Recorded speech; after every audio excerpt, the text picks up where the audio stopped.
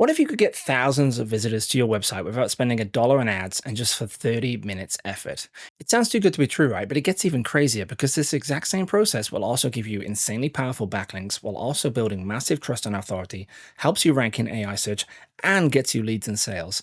I know it works because I did this for myself when I first launched my own blog, and it absolutely blew up my business overnight as a complete unknown and led to around $100,000 in client services. The good news is I'm going to share the entire process with you right now, completely for free. I usually charge hundreds of dollars for this course, so all I ask is you give this video a like and a subscribe. That way you won't miss out on more free courses and content that I've got coming out soon. So let's get into it and break down just how exactly this works and jump into the course content. Welcome and thanks for joining Perfect Podcast Pitch. This course is the exact same technique that I use to get on hundreds of huge podcasts in my industry with a 75% success rate. That means for every 4 shows I pitched, I featured on 3 of them, all while being relatively unknown. So you know this technique can work for you. But before we get into it, why even bother getting on podcasts as a guest? Well, there's a few reasons. Podcasts allow you to get in front of huge groups of people who are your ideal customer without having to make a show of your own. But because the audience already trusts the show and the host, and they get to hear you talk, they trust you super fast. This can drive thousands of incredibly warm visitors to your website who want to learn more and buy what you sell. They're also easy to do. You basically chat for an hour and you're done. So the ROI for effort is huge. And podcasts are pretty much Google proof. People tune in every month regardless of if a show is up or down in the rankings. Not to mention, but these shows are actually often hosted on huge websites, which can have an SEO and even an AI search benefit for you. Not bad, right? This is why being a podcast guest is one of my favorite techniques for building sales fast, because you can blow up overnight simply by being in front of other people's audiences. How this course works. So the lessons in this course are designed to be super short and actionable, so that you can follow along as you watch. This way you'll have pitched your first shows by the time you finish the program, as long as you do the tasks in each lesson. With that out of the way, let's get into it. Before we can pitch any podcasts and be a guest, we need to put together a list of shows that we could potentially go on. However, before that, it's important to know that we don't want to go on just any old shows because we're not here to become famous. We're here because we want to make money for our business, and that means making sure we get in front of the right people on the right shows. For example, it would make absolutely 0 sense for me to pitch Joe Rogan to be a guest on this show, because it would do very, very little for my business. Millions of people might listen to him each month, but very few of them would care about me and what I sell. So the trick is to make sure that we only look for podcasts that already have our ideal audience, or they could be a segment of the main audience's interests. So for example, I work in digital marketing, so in theory, I could go on any marketing podcast. However, I've got a course that helps people capture email subscribers from blog content at an insanely high rate, and I want to get more customers for that course. So with that goal in mind, it would make sense for me to target podcasts that cover topics specific to that thing I'm trying to sell, as I know they will have my target audience. So thinking of that, email marketing type podcasts will be the most relevant audience, as these people care about getting email subscribers and selling to them. They want more of what my course can give them. That being said, content marketing would be the next best fit, as the method I use features heavily into that. So those are the 2 best options for what I'm selling, but I can look at more broad shows that will still have some of the audience and have the right people for me. So things like just broad digital marketing, maybe even small business marketing, solopreneurs, people who are interested in earning money as a side hustle, simply because these other shows all care about capturing leads to make more sales to some extent. Make sense? However, just as I wouldn't pitch Joe Rogan, I probably wouldn't pitch any shows that focus mainly on Instagram or social media marketing, as it's not quite relevant to my offer and their audience probably wouldn't care too much about what I'm selling. So to do now, you need to do the same for your own business. So go ahead and come up with a list of 3 to 5 audience interests that will fit just one of your offers that you want to promote during this podcast tour. Then once you've done that, let's go find some podcasts that fit these interests. Step 2 is to build a target list. So go ahead and create a spreadsheet in Google Sheets and name the first column podcast URL, i.e. the website address. We're going to try and fill this column with around 100 to 150 shows so that you've got a good chunk to reach out to. However, don't fill it with more than 150, as you'll spend hours just building this list and never actually start pitching. As for how to find the shows to add to this spreadsheet, here's 4 methods. The first one is Google search strings. Super simple. You're going to head across to Google and search for podcast, plus your first audience interest from the list you just made. For example, if you remember my list of audience segments who would be interested, it was email marketing, content marketing. And then I had digital marketing, small businesses, solopreneurs, and side hustles. So the top of the list are the people who are going to be the most interested. So in my case, I would start off with that warmest audience first and search for podcast plus email marketing, and then check what comes up. I'm going to scroll down the page and look through the results, and I'm going to copy and paste the URLs of the shows that I see into my spreadsheet, while also ignoring any kind of random results that pop up, like AI filters, articles that are about email marketing or podcasting, but not actually about the topic. I'm just looking for shows. So I simply copy and paste it into the sheet, and I go back to the search results and I look for the next one. Then I keep adding the podcast episodes that I find onto my spreadsheet, going about 5 pages deep in the search results. There'll be some repetition, so you probably only find around 20 to 30 like this, and that's fine. You can use the next methods to add more. So method number 2 is best of lists. So while still in Google, go ahead and search for best of lists. These are articles where people have put together their favorite shows on specific topics. For example, for me, I would start off by searching for best email marketing podcasts. Then I can go through these articles that come up and see what shows they recommend inside those articles. Then I just copy and paste the shows from the article into my spreadsheet. And I do that for around the top 10 articles that I find that feature these best of lists. Again, there's going to be a lot of overlap, but don't care about it too much for now. We're just going to fill it out. You'll probably get to around 50 new shows or so like this. So method number 3 is platform searches. Head across to Spotify on your PC or laptop, and then do a search for the audience interest on the list you made before. This will then bring up shows and episodes that you can add to your spreadsheet, just like we've been doing in Google. We're just doing it in Spotify. For example, I would simply enter email marketing and see which shows come up, click through to their website if possible, and then add the link to that website. If I can't find one right away, I'm just going to add the episode link. What I really like about this method is it will often pull up shows that other searches didn't find, especially kind of one-off episodes on shows that will be open to chatting about my topic because they've talked about it before, but I wouldn't have found them otherwise. So the final method is to reverse engineer other experts. It's great if there's some kind of huge gurus in your space, as it'll help you find shows you might not have thought of before. All you want to do is simply Google their name plus podcast, and it'll bring up shows that they've been featured on. However, ideally, you want to use experts in your space who don't have their own podcast. For example, Neil Patel is huge in digital marketing. He's got 3 podcasts of his own.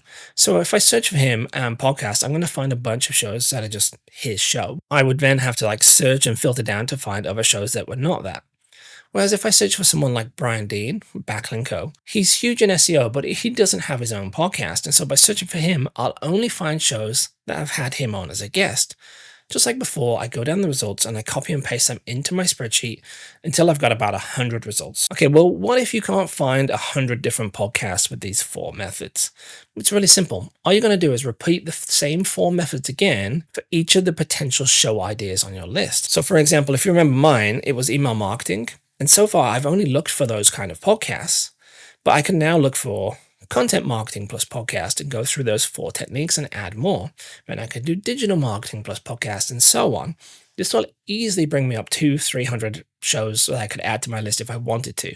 So to do now, if you haven't already, go ahead and fill out your own list before moving on to the next lesson. So now that you've got your spreadsheet, go ahead and organize it alphabetically and then remove any duplicates so you don't pitch the same sites twice. If you did this in Google Sheets, it's really easy. You just click on Data and then on Sort Sheet, and then sort by A to Z. That's going to do them alphabetically from A to Z. Then go ahead and click on Data again in the top menu and click on Data Cleanup and then remove duplicates. Simple. So now that your list is organized, you're going to work through each of these shows in your sheet from top to bottom and see if we can pitch them and be a guest. That being said, pitching shows takes a little time and effort, so we want to make sure that this is the right show for us first before we do. So let's do some quick checks in the next lesson. Step 4, pre-pitch filtering. So go ahead and open up the first podcast on your list. You're going to do 3 quick checks. If the site passes all of them, you'll carry on to the next lesson where we'll start with the pitching process. But if it fails any of them, Simply highlight the option on your sheet and change the text color to red. This way, you know if you do this again in the future that this one show isn't one you should pitch and you won't waste time checking it twice. So check number one, possibly the most important, is the show still live? Are they still recording episodes? Easiest way to figure this out is open up the podcast on Spotify and check for the latest release date. Are they still publishing? Or are they finished? Or are they on a break? Usually you'll see this mentioned where they say they're just doing a small hiatus. I listen to a nerdy podcast. They finish every Christmas. I don't come back till February. That kind of thing. All right, so let me show you how I do this. So the first one on my list is Email Growth Society. So I'm going to go ahead and click on that and open it up. I've got their main website. Okay, so why is their website not working? So what I'm going to do is I'm going to search for their brand, for that name, and have a look around. From there, I find their Instagram, and it says that they were bought out by a different company, Playbook Media. So it could be that they no longer do the podcast or it got sold to someone else. So I can have a look on their website and see if they've still got a podcast going. Also, as I'm searching, I can see that here there is a reply, conversations at emailgrowthsociety.com. So brilliant. I've got the email contact details. Here's Apple and his Spotify. But what I notice is even though it's got the domain email of the podcast I'm looking for, the podcast name has changed. So it could just be that they've just changed the name. So when I click through onto this, I can see that it's Conversations with an Email Guru. It's the same person, but here's the most important thing that we were checking. The last episode that went live was May 4 years ago. So this show is no longer running. I'll check their website as well, just in case they released a different show with someone else, but it doesn't look like it is. They probably just bought the business so that they could get the traffic or the team or something like that. So that's totally fine. That's going to happen as we're searching through. So what I'm going to do is I'm just going to highlight this, and I'm just going to change the text to red so I know that this particular show is no longer live. So let's have a look for another one and see if I can show you one that is live.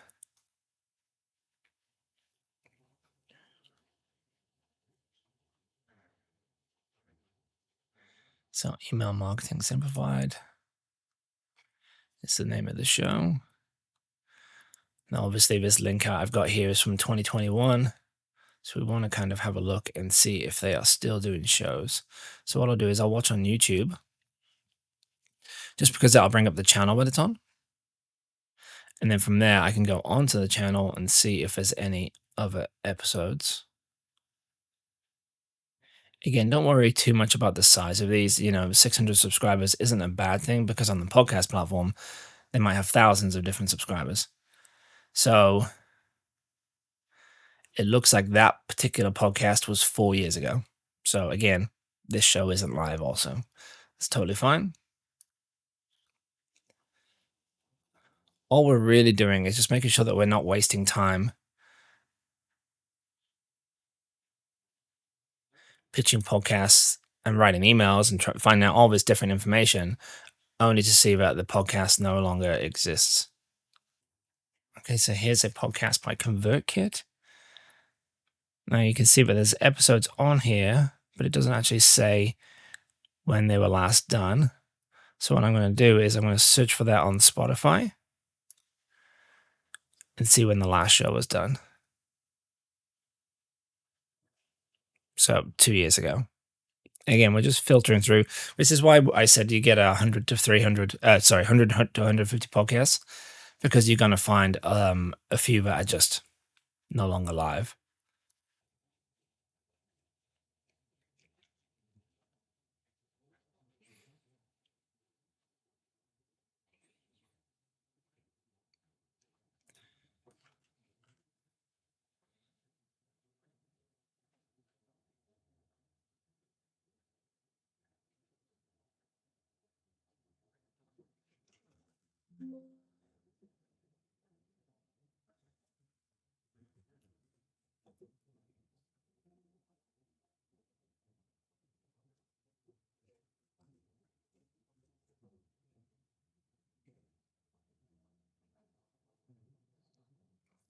All right, so we found one. This was published just 2 days ago. So this passes the check. So then I would go on to the next filter. So let's show you how to do that. So assuming it passed, check number 2 is, do they have the right audience? In theory, they should have your audience because you found them by searching for that interest topic. Just to be sure though, check the names of the last 10 episodes. Do they cover the things your customers would be interested in, or have they pivoted? For example, some marketing podcasts pivoted to only talk about AI when AI blew up. So, if the last 10 episodes were about that and not email marketing, I might skip pitching them. However, if they were still about email but with an AI focus, I might keep them around. Just like before, if they pass, go on to the next check. If not, fail them, cross them out in red, go to the next one on your list. Check number 3 is, do they allow guests? So have a quick look and see if they allow guests on the show, because it'd be pointless just pitching to go on the show if they don't. The easiest way to check this is to see if they mention other people in the episode's titles, or to give them a quick listen. Bear in mind though that I found that some shows where the majority of the episodes are just a single host, but they'll still allow a guest on if it's a good pitch. Sometimes people just have never pitched them. However, and this is why you should listen to it, there's some shows that don't fit with this, which is why we check. So for example, I made the mistake once of pitching a show without checking this or listening to the episode. And the problem was, this person's show was basically them just talking about big ideas that they've had during the week. And that was always the case. That was the theme of the podcast. It was always their personal musings, things that had happened to them personally. This meant they would never have guests simply because it wouldn't make sense to the topic of their podcast. So when I reached out, I looked like a bit of a fool pitching them.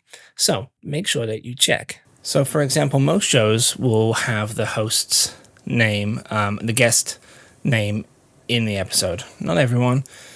It'll be like episode number X with Y guest. Some of them will have instead, like a better topic, just because it's more intriguing for someone to click on, because that's actually what the episode is about. So what you're going to have to do is actually go across and have a look at the show and have a look at the episodes and look at the show notes. So for example, if we look at this episode here, it's all about webinars that sell. It's from 2025. So I also have a look at the latest episodes and see if it mentions it anywhere. And because this person actually, they've got these kind of YouTube thumbnails, so it made me think, okay, well, they probably have a YouTube channel, but they're uploading these to also. So when I search for them on YouTube, I see that there's a lot of episodes where there's a guest. And, this is from 2 months ago. So they definitely allow guests. Now, I said 3 checks. There is a 4th one that you could do, which is audience size. Now, in theory, you could also look at podcasts and see how big they are, and then reorganize your list to prioritize the biggest shows over the small ones, or even skip ones with like less than 1,000 downloads. However, right now, I wouldn't do this. Mainly because some small shows end up becoming huge down the line, and you can still get traffic from these when they blow up. It's also very little effort to get on the show. It's maybe an hour max with very high conversion rates from the people who do listen. I would rather get in front of 1,000 people who are my true fans than 1 million people who don't care. Also, you've probably never been a guest on a podcast before this, so being on smaller shows can help boost your confidence. Assuming the site passes the 3 quick checks, let's figure out what exact topic to pitch them on in the next lesson. Step 5, how to come up with your episode idea.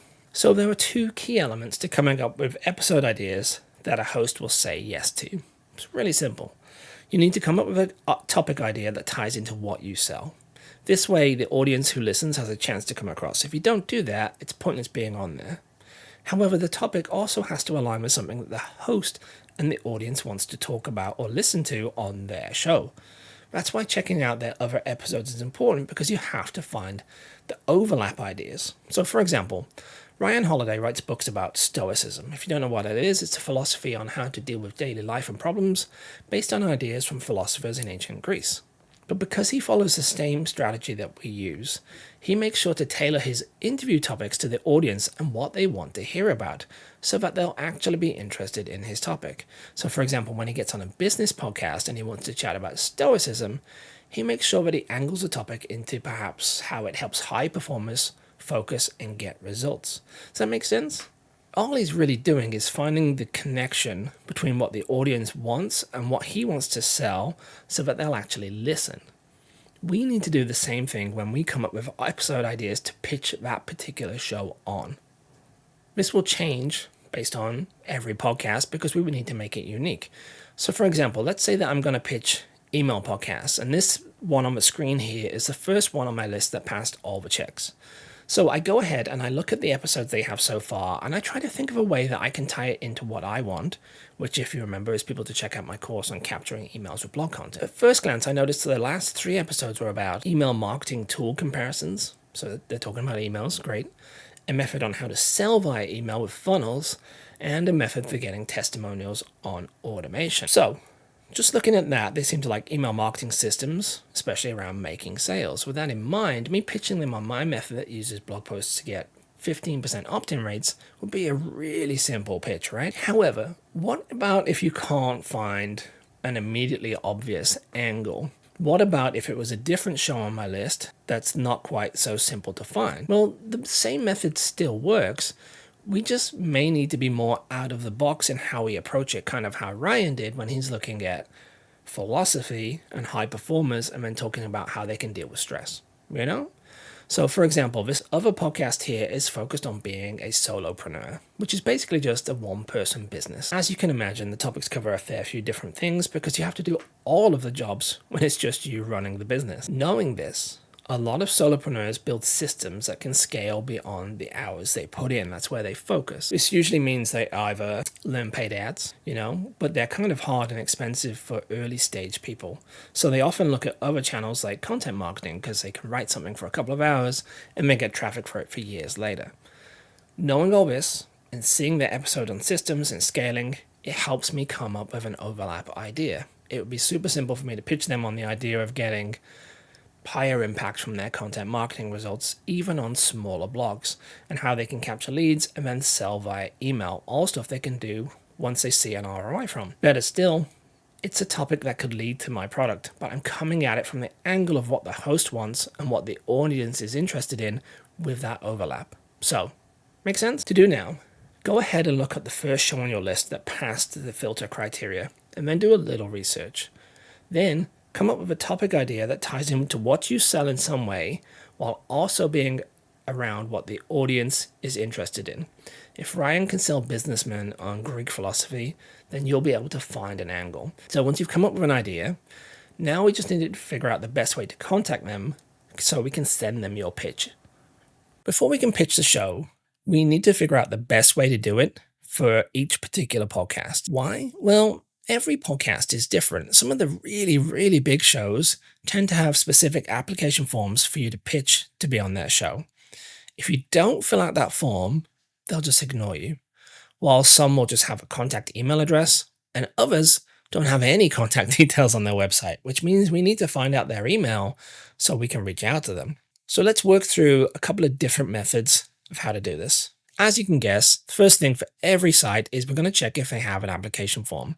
This is because if you have it and you skip it, like I said, the big shows will ignore you. I found that these forms usually exist on either the podcast page, the contact page, or on the about page somewhere. So have a look around their site. If they do have a form, awesome. You can jump ahead to the next lesson and we'll write the pitch and send it via the application form. But if they don't have one, we need to find their email. So here's a couple of different ways we can do that. The email for contacting is usually on the contact page. So have a look if it's listed there. If not, have a listen to the show. Sometimes podcasts will mention their contact details in the actual episodes around 10 minutes before the end of the show as a way to contact them, for listener questions and stuff. So have a quick listen to the episode and see if they share it. Otherwise, you can subscribe. So you can also have a look and see if I have an email opt-in form for you to become an email subscriber. If they do, go ahead and opt in, as this is usually connected to their contact email. Once they send you an automation, you can then find the email to use. Finally, you can use email search tools. There's a free tool called hunter.io. It's a Chrome or Firefox extension that searches the web for any mention of email addresses connected to specific websites. You can simply install it by clicking any of the links below this video. Then, with the website of the target podcast loaded up in your browser, not Spotify, but their own actual website, click the orange wolf hunter logo in the toolbar. This will bring up any emails that it finds, like so. It's super helpful for when you can't find the email. You can also write in the host name, and the tool will also try and guess the email based on any other company emails that it has on record. So why would you do this?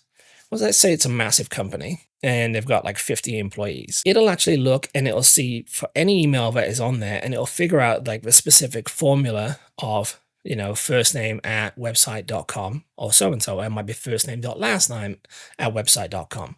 You can then figure it out, put in the show host, and it'll guess what the email is so that you've got it there.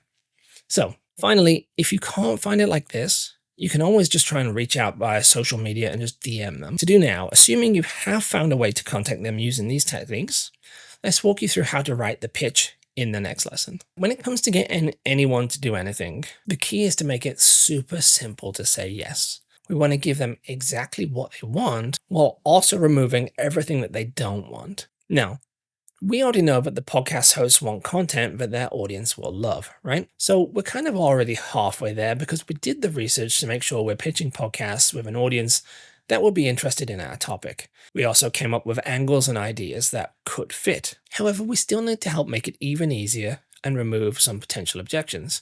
So here's the core template that I use with a 75% success rate. I've put a full example email at the bottom of this text below this video as well, so you can check that out, but I'm going to go through it now. I'll break it down section by section so you can see what we're doing at each point. So the email subject line. The goal of the headline, the subject line, is just to get the email open, and that's it. That's why this headline works great. Potential podcast guest ? Simple, right? It works for a few reasons. It's super simple and it's direct to the point. It asks a question about something they're interested in, so it builds interest to open. Podcasts are always looking for guests, and will at least want to see who you are and open the email. They also know they're not being sold anything from a random email because they can see the focus of the email in the headline. Like I say, it works and it's super simple. We can also take it a step further using two other techniques. If you found when you were doing your research that you have a connection angle, then that can also help get the email opened and, more importantly, read and replied. So for example, let's say you did research and you saw that the podcast host of the show you wanted to be on is also a Dungeons & Dragons fan, and you, in your spare time, used to play a lot when you were younger, or perhaps you've just started or you play again at the moment. It might be nothing to do with the podcast or the show or what you're pitching them on, but it shows a shared interest. So it's super easy to then change the headline to be potential podcast guest with a fellow D&D nerd. Like I say, it helps you stand out. It makes them want to talk to you because you have that shared interest, and it shows that you've actually put the time in to learn about these people. So many people pitch without even looking at who they are that they're so frustrated. So if you show you put some effort in, it's huge. Or another way is if you've got social proof. So perhaps you know one of the other guests who've been on the show. If you can call out to that, it can also get attention. So a potential podcast guest, friend of XYZ. This helps them see that you're a peer to the person that they previously accepted. So in their mind, they want to open because they'll be more likely to say yes and see you as an equal level expert. As I say, these two methods, these angles are great, but don't worry if you can't find one. Potential podcast guest will work fine as a subject line to get them to open the email. So once they've actually opened it though, it's time to write the introduction. With the intro, our entire goal is to get them to keep reading, stack benefits, and remove objections. So we start off by saying hello and use their actual name. Again, if you have a connection or shared interest you found during your research of the show, just let them know about it there. Let them know who you are, give them a soft pitch to say you want to be on the show, and add some social proof so they know they can trust you, even if it's just a small thing like the years you've been in the industry. This way, they'll keep paying attention. So for example, here's an email that I've been writing to this one show that I'm pitching. Subject line, potential podcast guest plus fellow email nerd. Hey Mike, I just wanted to reach out for two quick things. Thing number one, I know you mentioned you're doubling down on email marketing in your last episode. I 100% agree. I think it's the only way to deal with all the traffic craziness right now, so building an owned list is more important than ever. I've been doing digital marketing for around 12 years now, and I'm not entirely sure why so many businesses stop focusing on email, to be honest. Shiny new things, I guess. So see how I'm connecting the dots there and showing that I've got some proof and things? So let's continue. Thing number two is just a soft pitch. I'd love to come on the show, chat with you, and help your audience in any way that I can. My name is Daines-Hutt, and I'm a marketing nerd. Run my own blog where I share marketing advice, but I'm also the head of content for a tech training platform that I've helped to grow to over 500,000 monthly members. So again, I'm showing proof there, who I am, soft pitch. Super simple, right? So we did the soft pitch to get on, but we need to actually share the episode topic idea because this is the core part of the pitch that will get them to say yes, especially because we're giving the audience what they want and it's something they're interested in and not something identical to what they've had before. So for example, if I continue that email and give them my pitch idea. As for the topic, I thought I could share a technique I came up with called a hyper-specific offer. It's super simple. We're basically creating lead magnets that are unique to a piece of content, but designed to be the next logical step the audience wants to take when they finish reading, rather than them reading and then bouncing because there was no action to take. They work insanely well. My average opt-in rate is around 15%, but I've seen some niche article topics hit 83% opt-in rate. They help you leverage new and old content. I showed a consulting client how to do this who'd been stuck at 3,000 subs for around 9 months. 2 months later, he hit 10,000 subs. Same content as before, just now capturing leads from his old stuff that he gets organic traffic from Google from. These also work for small blogs. I've got a new article that's so new it's had 21 readers so far, but 4 opt-ins. I know we both know that's tiny, but it shows that it can help smaller blogs see that it can work for them also. So what do you think? I could come on, I could break down how it works, tailor it to your audience, and share some tips on how to try it out fast. So again, see how the pitch is aligned with their audience, their core topic of email marketing, and also aligned with the viewpoints that they shared from a previous episode. So if we recorded this show, it would add value to their audience while also making them look good because I'm reinforcing ideas that they said to their own audience already. Now we just need to seal the deal and remove any objections and stack additional benefits. At this point, the host is pretty much interested. However, they might have a few niggling issues, so I like to remove them and add even more benefits. So for example, if we continue the email again, I've done over 100 podcasts as a guest now, so I have a fairly high quality audio setup, and I'll record a copy on my end in case anything goes wrong. I'll also share the show with my own audience after recording and be available in comments, etc. to help make sure the episode is a success. Again, super simple. I stack the benefits. I've done this before. I'll create a backup, I'll help promote it. So I'm removing any objections while also showing how I'll make the show succeed. So now we just need to finally end the email and ask them to contact you. So let me know if you're interested and I'll book in a time that works for you. Daniel Daines-Hutt, chief nerd at ampmycontent.com. Super simple, right? Like I said, it's not that complicated when you give them exactly what they want with a topic that they want that also aligns with what we want. So to do now, go ahead and write your pitch email following the same process using this template. However, once you've written the email, don't hit send just yet, and I'll tell you why in the next lesson. So when it comes to sending cold emails, the reality is you'll almost always send 2 emails or more. You'll send the initial pitch email that we just wrote, and then a follow-up email. Now, when I first started doing cold outreach, I had this horrible feeling that a follow-up email would be just pestering people. However, what I soon realized is that the vast majority of the time, people loved the initial pitch email, but then they got busy and forgot to reply. In fact, I would say about 50% of the shows I got on, I would have missed out on being a guest if I hadn't sent a follow-up email to remind them. I recommend waiting 7 days and then simply sending this just really basic email. Hey name, just checking in to see if you're interested in me coming on the show to chat about topic you pitched and, recap the topic in a single sentence. And that's all it needs to be, but you'll secure so many more podcast episodes by sending this out a week later. However, the reason I said don't send your pitch just yet is if you're sending your pitch via Gmail, then I've got some good news for you. You can actually automate your follow-up emails in Gmail for free. I used to pay so much money for a tool that does this, like $140 a month. But now there's a Google Chrome extension called Auto Follow-up. It's super handy because it allows us to pre-write a follow-up email that will only be sent if the person doesn't reply to our initial pitch email in whatever time frame we set. Super simple to use. You install it. You log into your Gmail on Google Chrome because it only works on Chrome. You write your pitch email, but before you hit send, at the bottom of the email, you can say, click on the enable auto follow up for this email. You have to do that before you've hit send. So you click on that button, and then this will load up some options. First of all, you want to set the follow-up email to be sent after 7 days. You're going to write the following up email using the method I just said. Then you're just going to hit send. And that's it. It will now send the pitch email and it'll wait a week. And if they don't reply, it'll send the follow-up. Super handy, right? So if you're using Gmail to send your pitch emails, I highly recommend it. To do now, go ahead and hit send on your pitch. Then make sure to follow up after a week if they haven't replied. And if you're using Gmail, check out that tool and write the auto follow-up alongside the pitch. It's going to save you so much effort.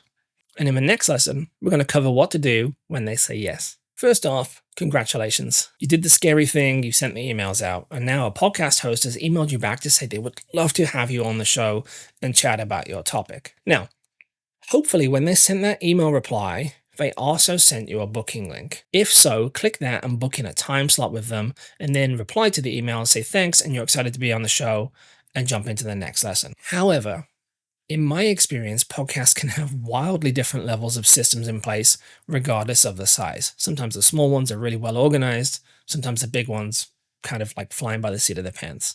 So what happens is they say yes to the show idea, but then they ask back and forth about what time and day works best for you. The thing is, this can drag on and then you lose the chance to be on the show because it never moves forward. So in this case, I will usually reply to them, assuming they haven't sent me a booking link, using a tool called Calendly. It syncs with your calendar and it sorts out time zones for people. So it's a booking link tool that you can use for self. So I create an account on there and then I send them an email. Hey, Naeem, that's awesome news. I'm excited to come and chat on the show with you. I can be free on X days at X time, but I'm open to any slot that best works for you. Do you have a booking link for me to use? If not, I've got my own Calendly link here if it's easier. You simply click a time slot and it organizes for both our calendars and time zones. Super handy tool and I highly recommend it if you're not using it. It's completely for free. Thanks again for inviting me on. Your name. Super easy, right? So this way they'll either reply to your email and send a booking link of their own, or even set up their own Calendly account and then send it to you, or they just click a link and book in on yours. That way you're good to go and you're not going to be back and forth trying to make it happen, and you'll actually get the show to move forward. So in the next lesson, I'll cover what happens when this is booked in. So what's next? Well, there's two things you need to do. Thing one is to keep on pitching more shows. So there's usually a delay when pitching podcasts between hearing back, getting accepted, recording them, and then the episode going live. It can be literally weeks at a time in between these things. So you might not see the impact right away. This is why I recommend pitching more shows to go on in the meantime. That way you start to build up a backlog of them all set up. I think at one point I was recording 2 or 3 shows per day on some weeks. That led to a lot of traffic and sales. Thing number 2 is to check out my Evergreen Interview Engine course. So you've pitched a show now and you're on it. That's awesome. That's everything we cover in this program. The thing is, a lot of people go on podcasts but fail to actually leverage them properly, or they mess up what to say or what to do or how to set up the technology. In fact, when I first started pitching shows, I had a few accepted and recorded, but then they never went live with no explanation from the host. I realized the mistakes I made and I fixed them. Since then, I've not only had shows go live, but continue to send me traffic months or even years later because they're the most popular episode on that show for that year. So not a bad turnaround, right? If you want similar results, then be sure to check out my course, Evergreen Interview Engine. Welcome and thanks for joining Evergreen Interview Engine. This course is the exact same techniques that I use to make sure that every podcast that I go on is a success. The episode goes smoothly, we talk about the right things, and most importantly, the listeners visit our website. The thing is, when I first started out, I never had this process in place, so I did some shows that got recorded, but didn't send the traffic I was expecting, or worse, they never went live for one reason or another. Since then, I've built this system and I've had shows send thousands of visitors, sometimes months or even years after the episode was published. And in this course, I'll share the same process with you. So how this course works. The course is fairly short on purpose so that you can watch and take action. I recommend you watch it fully through the first time now so that you understand everything and get the tools all set up, and then rewatch it again before your first show is due to record. With that out of the way, let's get into it. All right, time to get the tools we need, so let's jump in. The vast majority of podcast guest appearances that you'll do are recorded online via Zoom calls. So if you don't have Zoom yet, make sure to download it now and set up a free account. Once you've done that, you're going to need to get a good microphone. I could recommend the Elgato Wave 3 with the additional pop filter. It's literally what I'm using right here. It's got much better audio quality than any mic you might have built into your laptop or webcam, and the pop filter helps to remove any hard sounds that your mouth makes when you say the letter P in words. Seriously, don't skimp on getting a good microphone. Studies have shown that people will watch kind of low quality, blurry video to some extent, but they won't watch or listen to something with bad or weak or crackly audio. They'll turn it off because it frustrates and it's painful, you know? And so it's pointless doing all this work to get on these shows if people don't ever listen to it. Trust me, the built-in laptop mic or your iPhone headphones are not good enough for this. It's also got a bunch of handy features that allow you to mute with the touch of a button. I can literally just press here and that's it, which is really great if you need to cough. You can also plug headphones into the back so you can hear the host and not get reverb where their voice is coming out of your speakers and then back into your microphone. I also recommend getting a good webcam. Why? Well, some podcasts nowadays are also video episodes, simply because Zoom allows you to easily record video at the same time.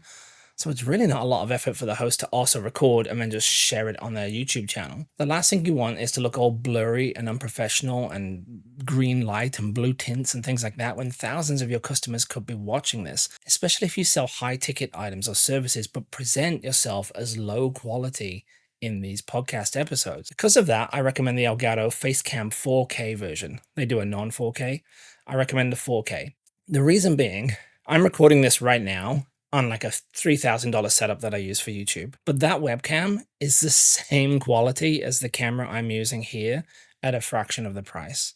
That software also connects to the Elgato mic and allows you to adjust the depth of field as well as other options such as exposure and white balance. Like I say, I recommend getting this even if you're not doing that many video episodes, simply because it allows the host to see you better than just your standard webcam that came with your laptop. You're also going to need a dedicated professional light source. I recommend the Elgato Keylight Neo model.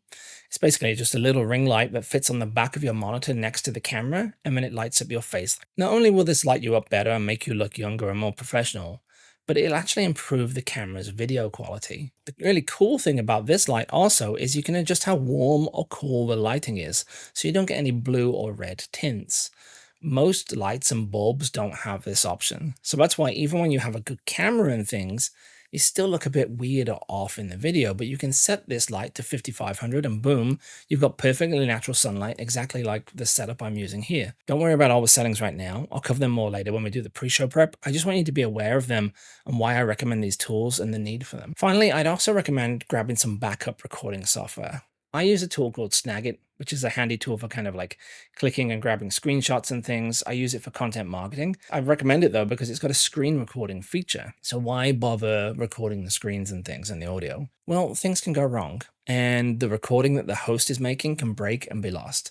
But by recording a backup on your end with another tool, you stop that from happening. Trust me, I've had this happen multiple times and it's absolute lifesaver, especially when you've got to re-record an episode at 6 a.m. for the second time. Or worse, you lose an appearance because of this, you'll wish you had it in place. The host will love you for it also. All right, so here we are, the day of the episode recording. There's a saying in the British Armed Services, the SAS, proper preparation prevents piss poor performance. And unfortunately, it's completely true. Just done a few episodes before where I've just winged it and never got the results I wanted as when I followed these steps. So don't skip them. I've broken them down into different time slots. So 2 to 3 hours before the show or the day of. First of all, you need to research the audience. So when the audience listens to you speak on the podcast, you want it to resonate with them so much that they want to pause and take action. But how do we do this? Well, the easiest way is to get to know the audience so then you can better communicate with them.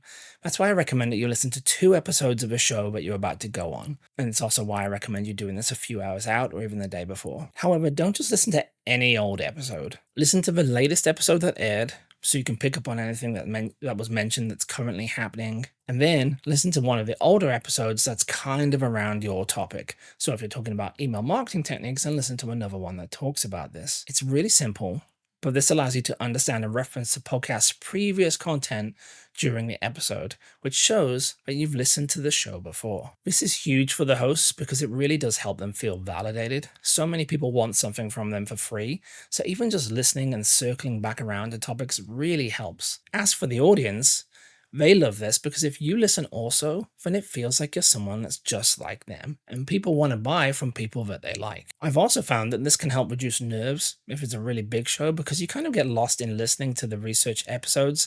Then when you jump on the call, you're not in your head about it, you're kind of just continuing the conversation you've just been listening to. So this is another great way to remove anxiety and make sure the show is a success. Make notes of what you want to talk about during the episode and what your final call to action should be, including the URL. Only give them one URL to go to. Don't give social media channels or anything else like that. Just give them one location because it makes them more likely to take action. If they've got a bunch of actions, they won't take it. Anyways, back to your notes. By mapping out some of the things about the topic that you want to talk about, it helps you stay loose without having a script, but it also helps you to remember so you don't miss like really important things that you need to cover in the episode about the topic. For example, I've done some episodes where there's a really great rapport with a host and you chat for ages and go off on tangents and it's super fun. But then you realize you didn't actually cover a lot of the things that the audience would want to know. So it's not that enticing for them to want to stop the episode and visit your site. So go ahead and make notes. You can even do this while listening to the other episodes. 1 hour before the show. Okay, so it's almost game time. Start off by loading up Zoom and open up your mic and camera software and see if there are any updates. If so, download them now so they don't try to happen during or just before the call and make you late. I've had that happen to me a bunch of times. Then go ahead and check your hardware setup. I'm going to assume that you've got the mic and camera and light setup plugged in all the time, but if not, do that now so you don't forget. Then turn them on and check the video first. Is the image coming through? Is there a mess in the background you need to tidy up or move so it doesn't show on the video? Is there anything personal in the background that shouldn't be there?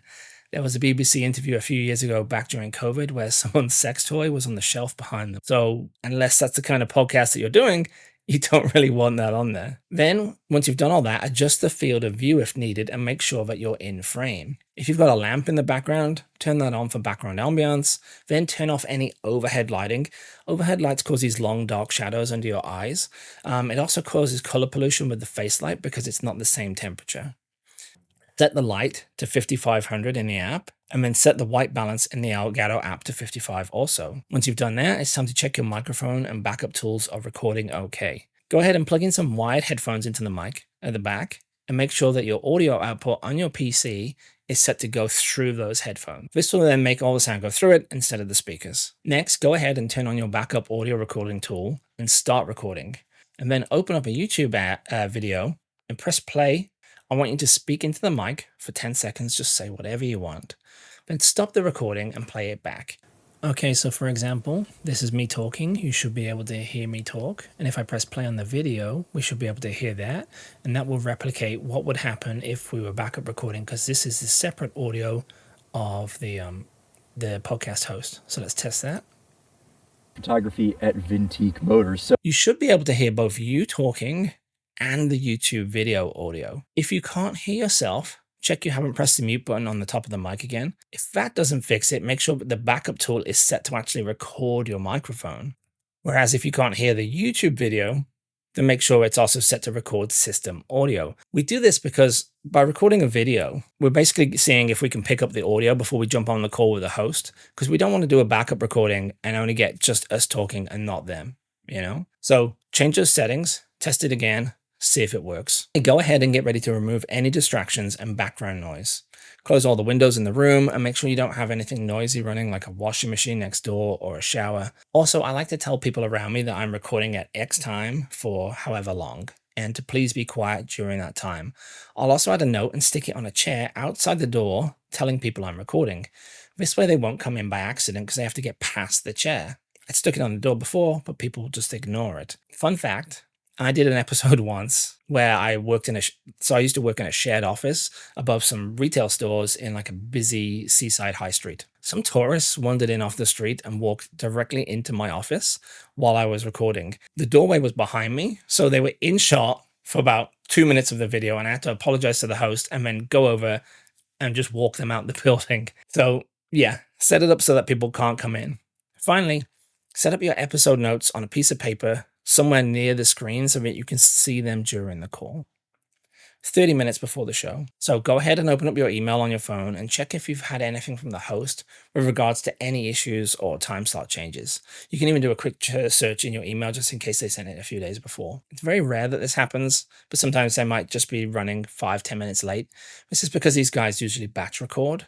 So they'll often finish one episode with someone else 10 minutes before they talk to you, and then record another episode after that, and another episode after that, so they get them all done in one day. This does mean that sometimes the host's energy can be a little low, and we don't want that, just like we don't want our energy to be low either. I recommend grabbing a coffee or a Red Bull and doing some air squats real quick for just 3 sets of 10. Now, I know that sounds crazy, but by doing this, it's going to push endorphins around your body and wake you up and help you give off more energy during the call. So why care? What if you're just talking about a boring professional topic? The thing is, if there's no energy and you sound bored, then the audience will be as well, and they'll get distracted and they won't click across. I recommend doing this even if it's 2 a.m. and you're up late, or especially if it's 6 a.m. and you're up early for an episode. Why? Because I'd rather be slightly tired the next day than do a show that could send me literally tens of thousands of visits and waste the opportunity because I was a bit drowsy. It's vital that the more on it you are, the more people will pick up on it and come across, and never complain about the time either if you're doing it in different time zones or anything like that. So 5 minutes before the show. All right, so get to your computer, make sure everything is on, and then start recording now on the third-party tools before you join the call. Why? Well, I'd rather have 5 minutes of dead air that I can cut out versus forgetting to hit record on the episode.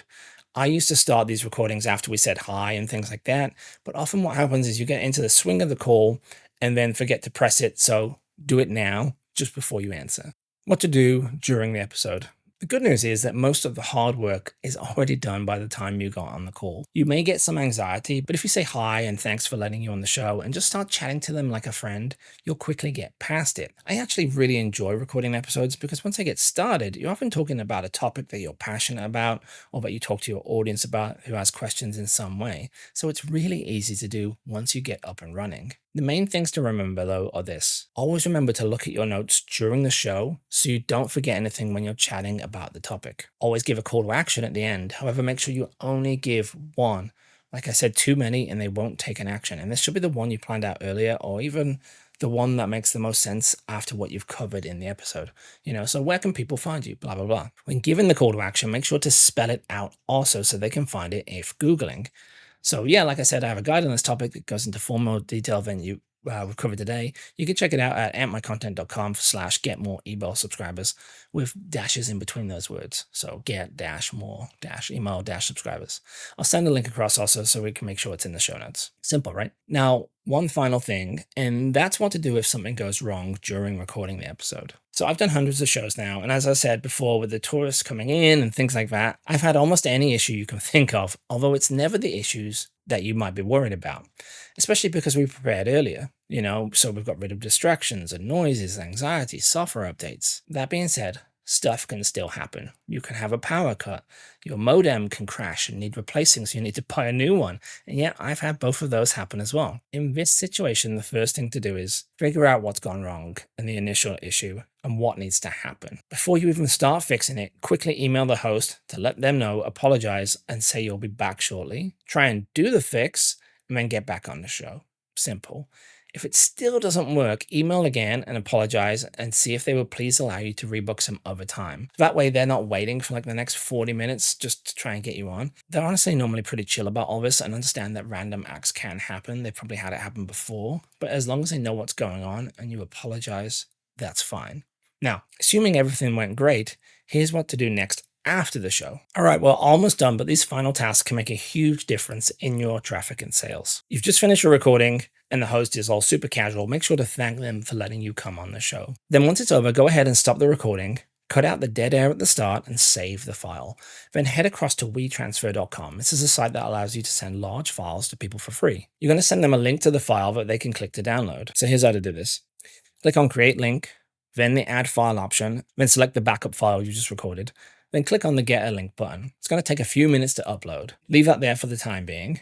This next task is a little bit of a pain, but I guarantee it's going to get you traffic for months and years to come. We want to make sure that they link to whatever our call to action was. And the easiest way to do that is if we get them to add it in the show notes. The thing is, show notes are a pain in the ass and they take time and effort. So sometimes they can't be bothered and you miss out on a really powerful backlink and a lot of the traffic that'll be looking to click on this. So here's what you want to do. Go ahead and press play on your recording and listen to it again at 2 times speed. Then, whenever an asset or a resource is mentioned by you or the host, pause the video and go and find the web page for that. Maybe it's a page of yours, one of theirs, another episode, some resource, whatever. Write all of these down in a document and hyperlink them to the correct things.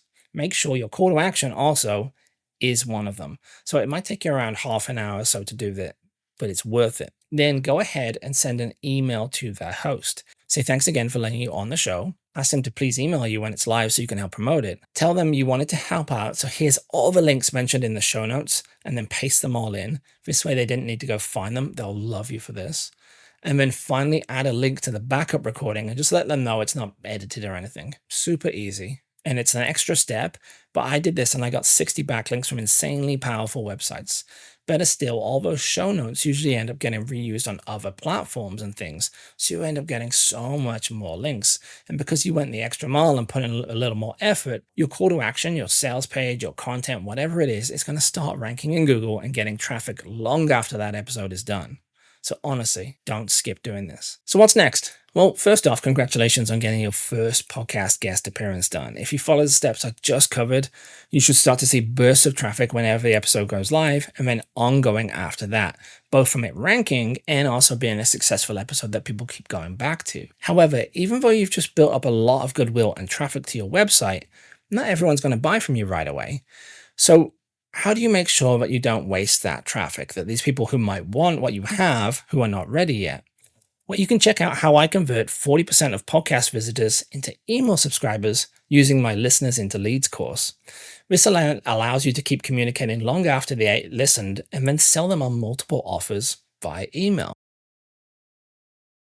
Welcome and thanks for joining Listeners into Leads. This is the exact method I use to turn podcast guest appearances into leads that I can then sell via automation via email. This means no more doing shows only for people to then visit and do nothing on your website. So let's break down how this works and why you need to use it. If you remember back to the Perfect Podcast Pitch course, when we're coming up with pitch ideas to get on the show, I said that you need to figure out a topic to pitch the host on that ties into what you sell. This way, the audience who comes across are those who are potentially interested in your offer. However, that topic also has to align with something that the host and their audience wants to talk about on their show.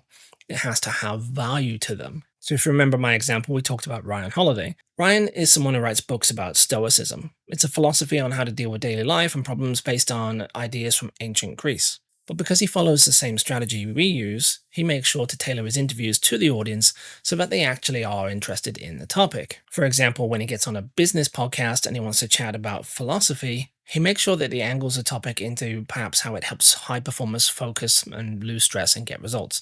Make sense? All he's really doing is finding a connection between what the audience wants and what he wants to sell, and then pushes them towards his books.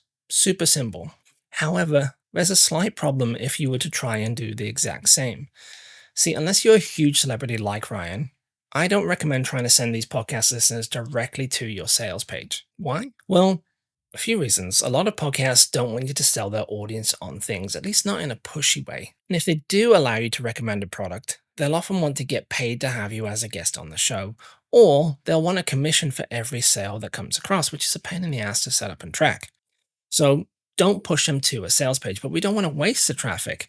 It would be better if we can turn them into an email subscriber. However, I also don't recommend you send your audience to a squeeze page either. If you don't know what they are, it's basically a page where all they can do is enter their email on a form and nothing else. For example, here's one I have on my blog. Sure, they work really well at turning visitors into leads, but I wouldn't use it with podcast traffic. The reason being is that the call to action for a squeeze page doesn't really add value to the audience. You're saying, hey, go to this page and then give me your email. Because of that, not many people are going to click through after listening because they don't really care about it. They're like, I got to go fill in a form. Why? What's in it for me? Also, the host is going to be hesitant to approve the pitch if it feels like you're just sending them with no value to their audience because they're going to lose kind of trust. So what's the solution? It's actually quite simple. All I recommend you do is you have an article on your blog that ties into your product, something that helps you move people towards being a customer. And then you pitch the host on you talking about the same thing during your episode. Not is this easier to pitch, because you've got an article showing that you know about this topic, is showing your expertise. But there's also a bunch of other benefits from using this method. For example, when you're chatting about the topic on the episode, it's really easy to reference and chat about things that are in the article, which will make people want to check it out and read and learn more. This can literally lead to thousands of readers on that post, even with a brand new blog. It's also, when you're referencing it, leads to backlinks from each podcast episode because it's in the information, they're linking to it in the topic. That means that the article will also rank and get organic traffic outside of those episodes. I did this and I took my brand new blog from domain rank 0 to domain rank 50 with just one article. Also, when you use articles, you can turn people into email subscribers. I use a method called a hyper-specific offer, something I invented. All it is really simple. It's just a bonus inside the article that the reader has to opt in and give their email to get. And it works insanely well with organic traffic as well as traffic that comes across from podcasts. So let me give you an example of how this could work. Let's imagine that you're a fitness influencer and you have an online platform that helps people lose weight. You want to get on podcasts to build your audience and talk about this and drive sales, but you know that sending people to a sales page or a squeeze page is not going to really work out because of the issues I just said. So you're going to write an article. You realize that men over 40 are your key demographic. It's usually because they're overweight, office jobs and things, but they also have disposable income to pay for your platform. You did some keyword research and you saw that 3,200 people every month are searching for how to lose weight over 40. So, knowing that, knowing your audience, knowing that you want to create a piece of content, you go ahead and write this article. In that guide, you talk about diet and supplements, but you also say that the most effective way to lose weight is to lift weights. All stuff that you cover in your workout training platform. So we see how it leads directly into it. In that article, though, you don't give everything away. You share a list of different methods, exercise techniques for people over 40 specifically. Seems simple enough, right? Here's why this converts so well. By the time they finish reading, they're probably feeling pretty motivated to take some kind of action. But the thing is, most websites don't give the reader an action to take. So what happens is they leave and Google for the actual thing that they want and go elsewhere. But if you actually give them the action to take, more importantly, the exact thing they want at the moment, it converts like crazy. So if we think again about this article, the reader is probably thinking, oh wow, I thought it was all about diet. I didn't realize how big an impact weightlifting would have on my weight loss. I should create a workout plan and then, start working out. Knowing that's the action that they want to take, you can then give them a little bonus that helps them do it. Maybe a little workout plan for the first 5 days of basic exercises just to get them up and moving. It doesn't need to be a huge bonus for this to work. It just needs to be the action the reader wants to take after reading. Like I say, because of that, rather than go elsewhere, they'll now opt in and become a lead. Trust me when I say that this method works so well, even on low traffic blogs, because the reader is a warm audience and they want what you're offering. I use this method all the time with my blog content, but it works even better with podcasts. So here's the thing. The average email opt-in rate on a website form is just 2%. That means only 2 out of 100 visitors become an email subscriber. However, my average opt-in rate with this technique from people finding the articles in Google is around 15%. But when they come across from a podcast, it can be as high as 40% opt-in rate, simply because they just listened to a 30-minute episode all about the topic, they trust the host, and now they trust you as well. That means 40% of the traffic that comes across, and there can be thousands of visitors from a podcast episode, can be a subscriber. You can then sell them products and offers on automation and new products in the future, so you're not wasting the traffic. Like I said, there's a lot of benefits to this method. All you need to do is have an article on your blog that leads to your product or service, create this bonus to capture leads from blog visitors, and then pitch podcasts on this topic and mention the article during the show. Listeners click across, they opt in for the bonus and become leads you can sell now in the future, making all your podcast traffic far more effective. I know it's an extra step to write an article, but it compounds all of our efforts. You don't even need to be a good writer for it, really. Not to mention, you can use this piece of content again and again. I went on over 100 plus shows and I mentioned the same article each time. I simply tailored the episode to the people, to the podcast with the pitch, but I made the article the call to action each time so I could get links to it 100 times and collect leads. You can do the exact same thing. Now, time to get started. Don't worry if it seems complex because I'm going to walk you through how to do all of this from start to finish in super short, actionable lessons. It's actually all fairly simple. However, the best way to learn is by taking action, which is why I recommend that you create your own hyper-specific offer as we go through these lessons. This way, you'll not only learn how it works more efficiently, because you'll be building as you go, but you'll also be able to start collecting more leads by the time you finish the course. So go ahead and click the continue button below, and let's get started. Okay, so ideally you already have an article on your blog that ties into your offer and can be something you talk about with podcast hosts. I'm not going to cover how to write articles in this program, as that's a whole other course. However, I do have an old YouTube video that you can check out below for some tips on how to write really fast. Like I said, it doesn't need to be the best article in the world because they already trust you and your expertise on the topic. You just need to make sure it leads into your offer in some way. It's usually a conversation that your audience needs to have before they buy, and should be around the topic you're going to pitch podcasts on. So, once you've decided on the article topic and you've written it, we'll make an HSO bonus for it so we can turn that podcast traffic into an email subscriber. Click continue below and I'll show you how to do that. Now that you've picked your article, you need to come up with an idea for your hyper-specific offer that will go with it. So start off by opening up the article and give it a quick read through. This will help you get into the mind of your reader and figure out what might make a good bonus. Once you finish reading, ask yourself the following 3 questions. What was my reader thinking before they searched for this article? What are they thinking now as they read it? And what is the next logical step that my readers want to take after reading this? The goal is to try and think what they want to do next so that we can give them that bonus that ties into that goal. For example, I have an article on my blog that teaches people how to figure out how much traffic they're getting from AI search tools. It doesn't have a hyper-specific offer yet, so let's go through the 3 questions to figure out what I could make for it. So what do I think the reader was thinking before they found it? Well, they want to see if AI search is sending them traffic to their website, and they're not sure if it's possible or how to track it. What are they thinking as they read? Wow, this works. It's exactly what I need, and it's way cheaper than paying for tools to do this. In fact, it's free. So what do they want to do next? Well, they want to set it up. However, it's a little complex, so some of the readers might be worried about doing it correctly. So how can I help them? What could my bonus be? Well, I could make a 2 to 3 minute quick screen capture video showing them how to quickly set this up and then offer that as my hyper-specific offer. Super simple.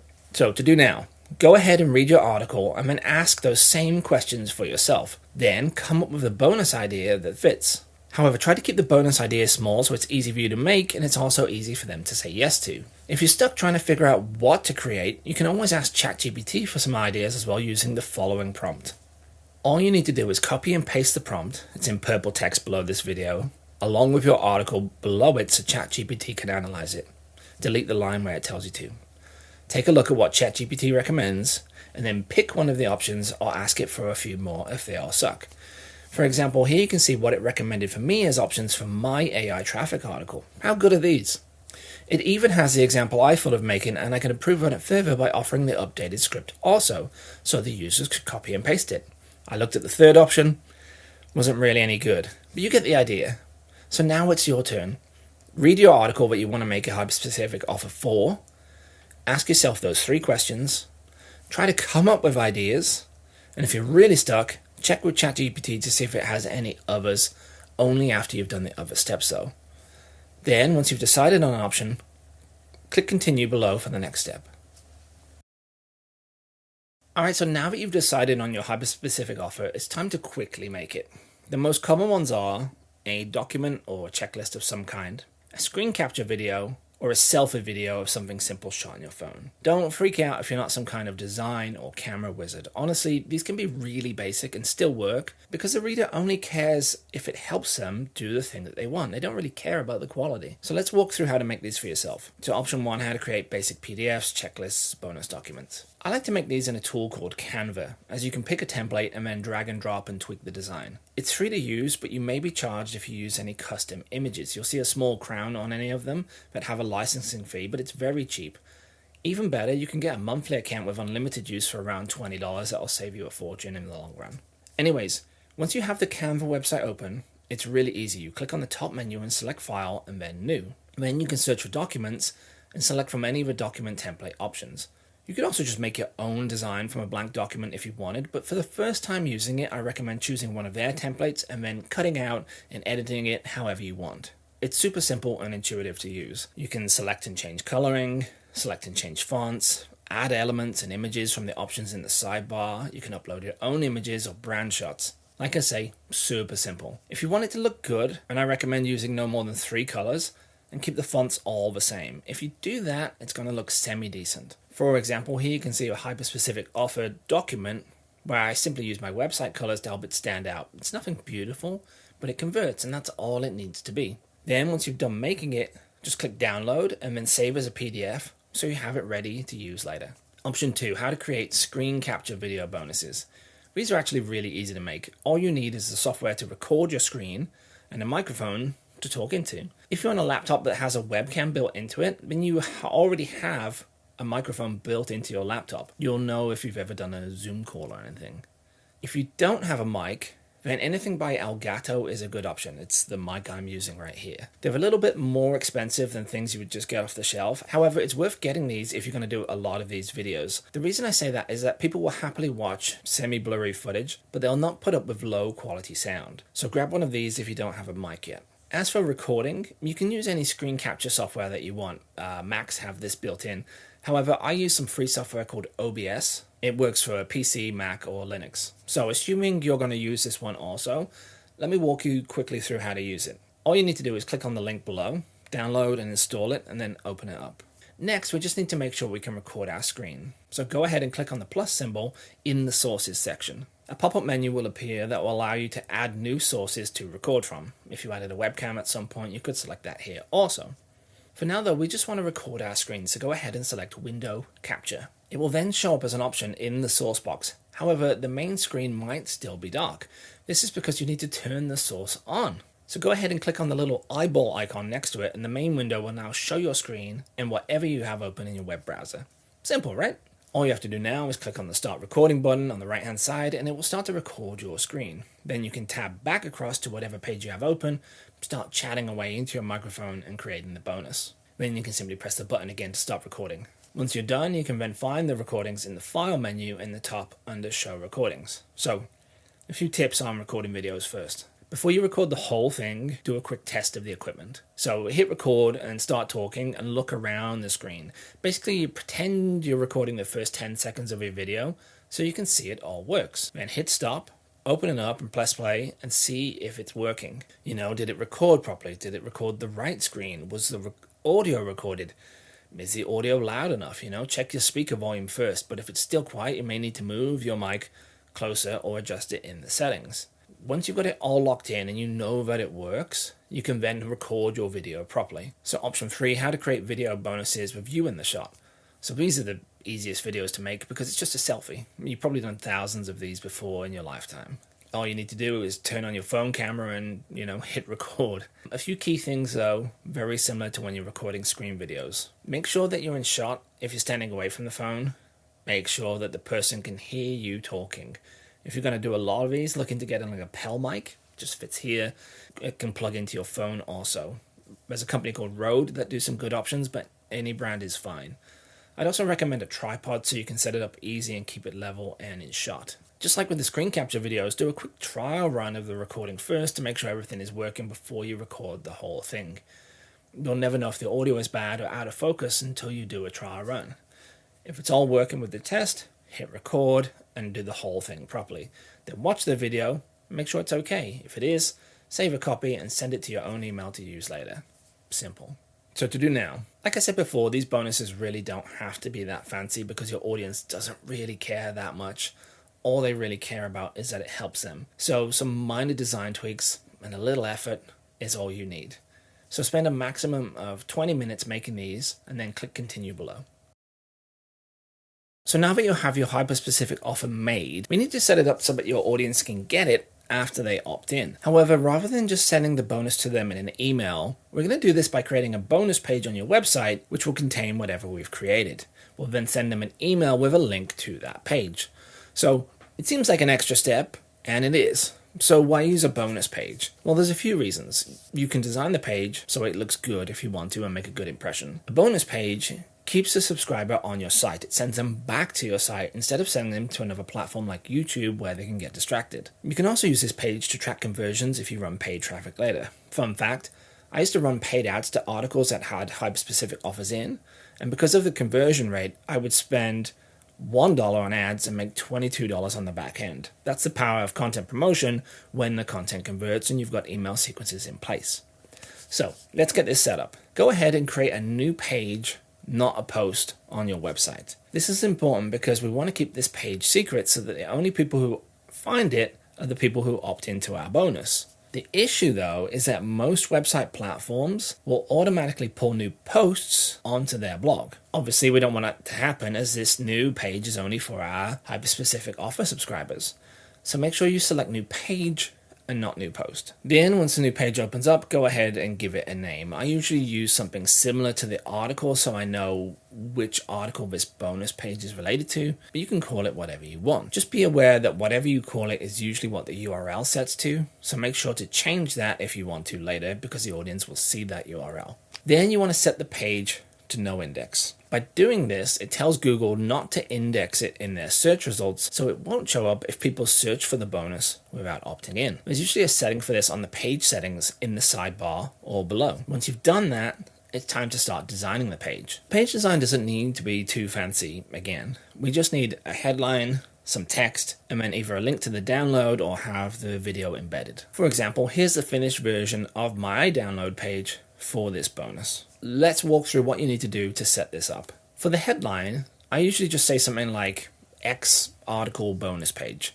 This way they know they're in the right place when they land on it from after the email later on. Then below that, I add text to let them know that they're in the right place again, and I'll remind them of their bonus and how to get it. Once you've done that, we need to add the actual bonuses to the page. So how we add these will vary depending on the type of bonus that you've created. If you want to add document bonuses like PDFs and things, what you need to do is you open up your website's media file in a new tab, keeping your bonus page still open. Go ahead and upload your hyper-specific offer bonus document. Once it's uploaded, go ahead and click on edit. Just like with the page, we want to set the document to no index also so that it doesn't get added by Google. There's usually an option to either no index or exclude it from the sitemap. Once you've done that, keep the media page open and click back across to the other tab that has your bonus page. Then you need to write a simple call to action like click here to download your whatever it is bonus. Then head back across to your media file, find the URL section, and right click and copy it. Then head back to the bonus page, highlight the text you just wrote, and then paste the URL for your media file as a hyperlink. What this will do is once the page is live, people can then click on this text and the document will automatically start to download to their device. As for bonus videos, we want to embed them on our page so that people can watch them there and not go elsewhere and get distracted. However, we don't want to upload them to our media folder like we just did for the document.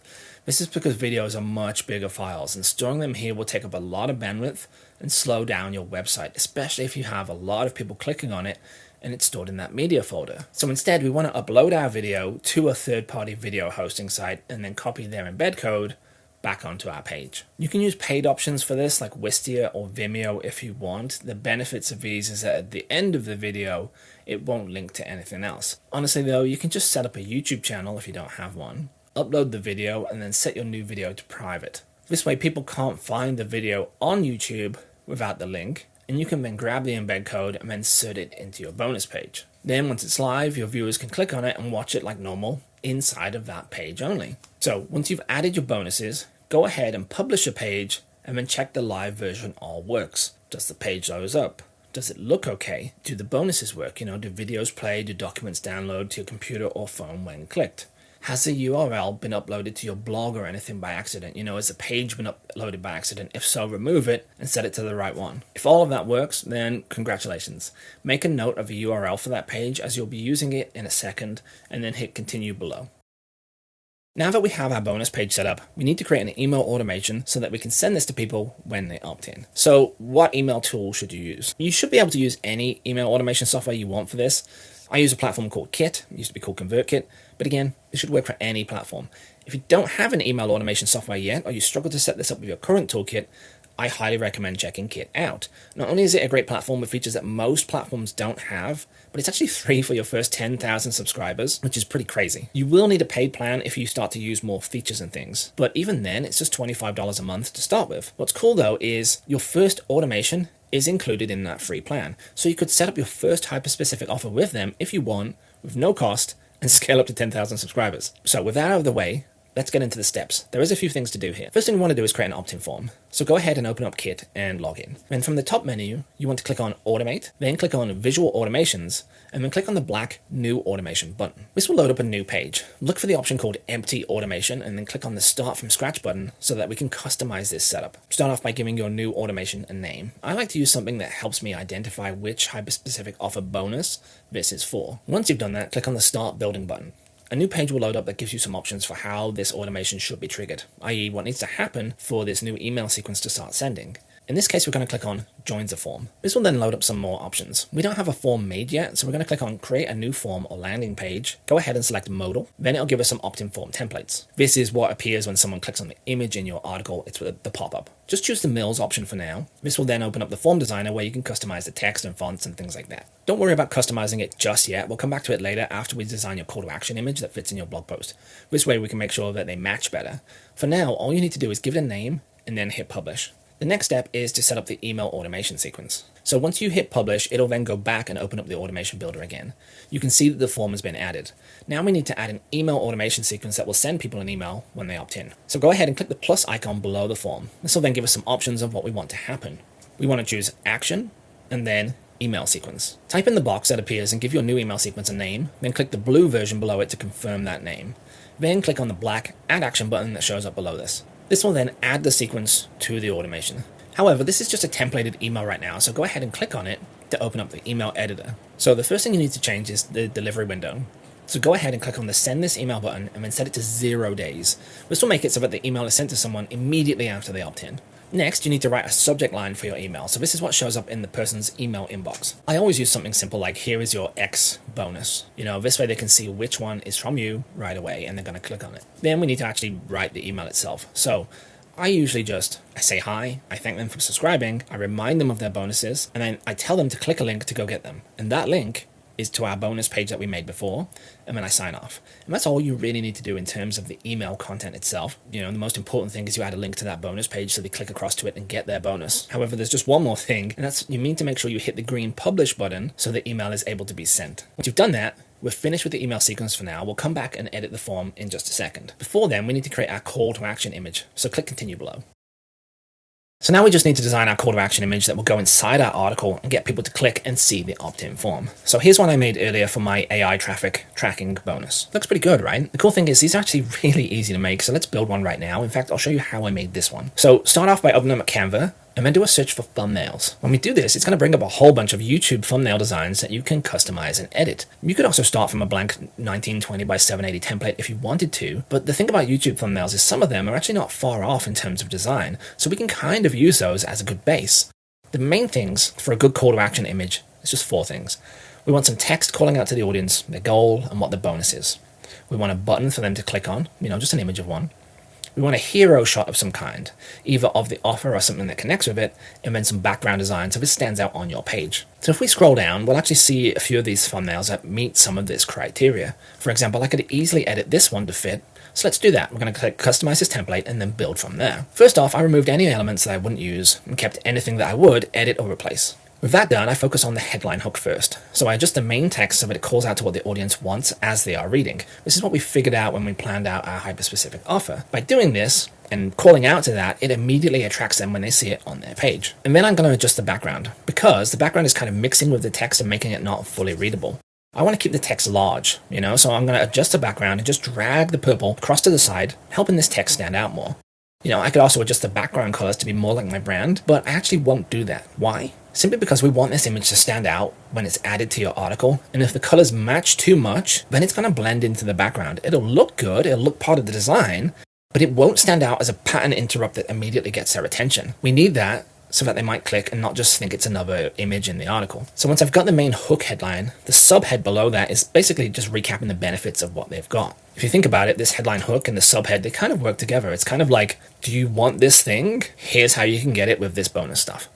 It's pretty simple. And then the button is where they can go to go get it.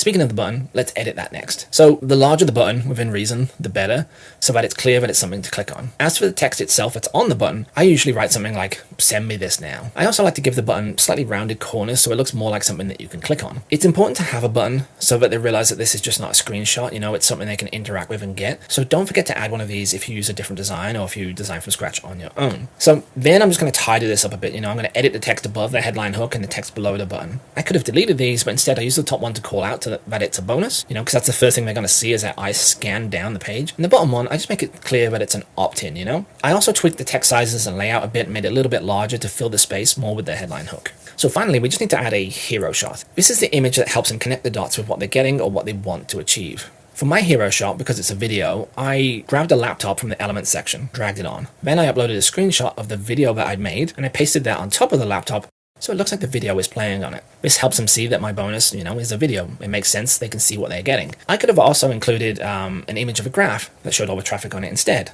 However, human faces help draw attention, as people are designed to find faces. We literally have an element in our brain that helps us find them. That's why people are using adverts so much, showing their face, looking out for the screen or looking towards a product, even if it's nothing to do with the product. The key thing though with these hero shots is to use something that helps them see what they want so that they can connect the dots between the text on the left and the image on the right. For example, if you had a fitness plan as your hyper-specific offer, then you could show someone with the ideal physique on the side. So they connect the dots between, I do this and I get this. Super simple. Finally, I went through and I added a little pop-out shadow on the computer and on the text, so it feels like it's jumping out of the screen a little bit more to help it stand out even more when people scan down the page.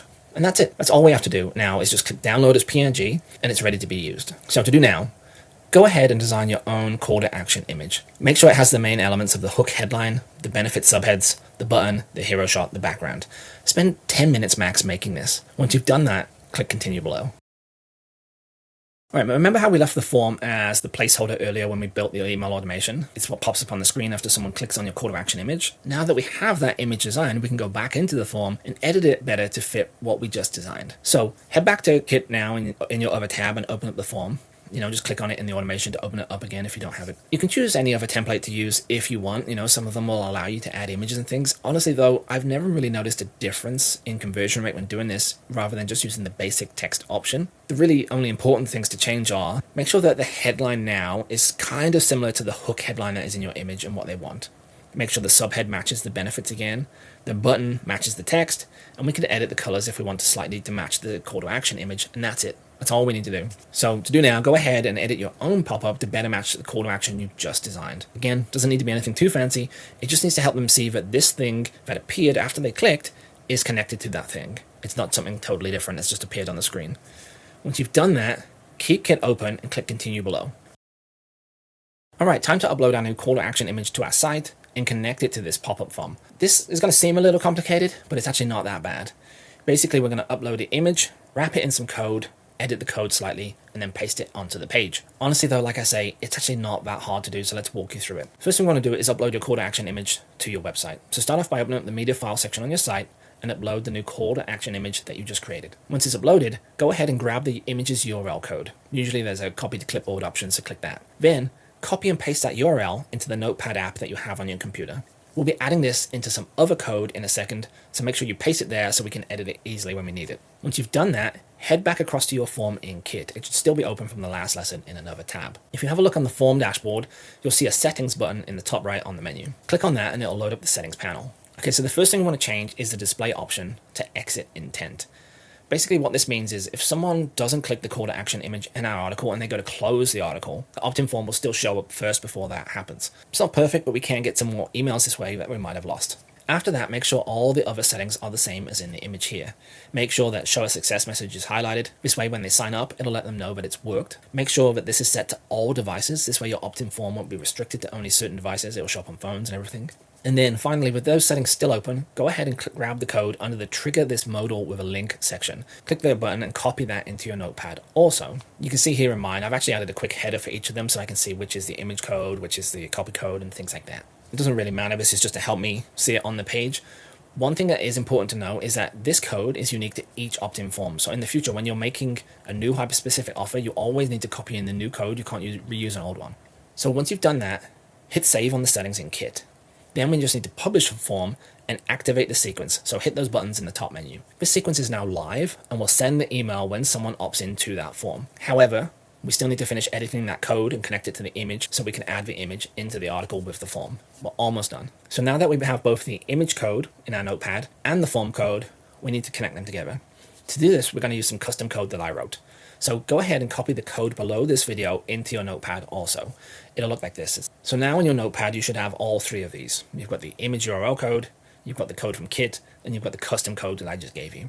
All we're going to do is we're going to take those first two and pull parts of it and put it into the custom code. It's super easy to do, so don't worry. So the first thing we want to do is add the form kit ID to that custom code. So if you go onto the kit section, you'll see where it says your form ID in that code. We want to replace everything between those two commas with the form kit number that you've got from Kit. So this is a series of numbers and letters, and it kind of looks like this. To copy this across, simply double click on the form kit number, highlight it in blue, then click copy.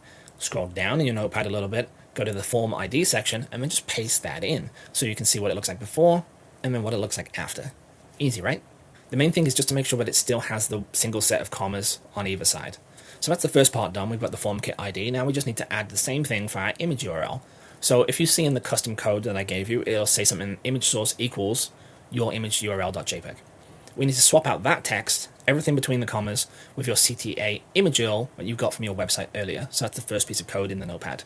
All you're going to do is just copy that whole thing and then paste it in. So this is what it would look like before, and this is what it would look like after. And that's all there is to it. We've added those two parts to the custom code. Like I said, super simple. Now we just need to add this entirely finished custom code into our article wherever we want our call to action image to show up.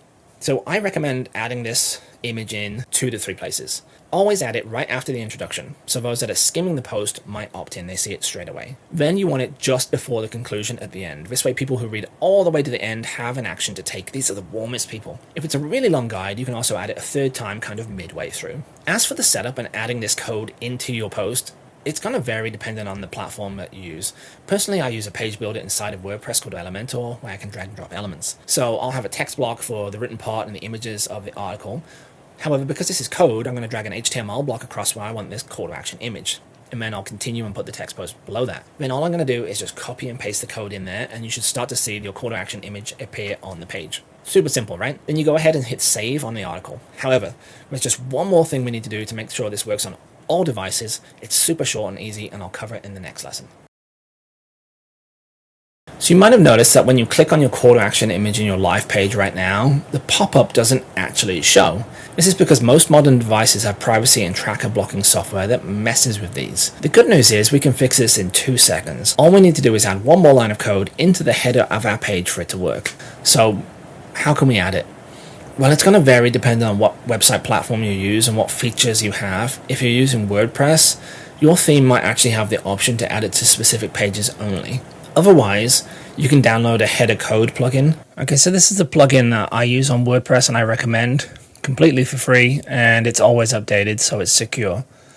All you're basically going to do is you're going to go to add plugins and search for header footer, and you're going to see this one here, header footer code manager by DraftPress.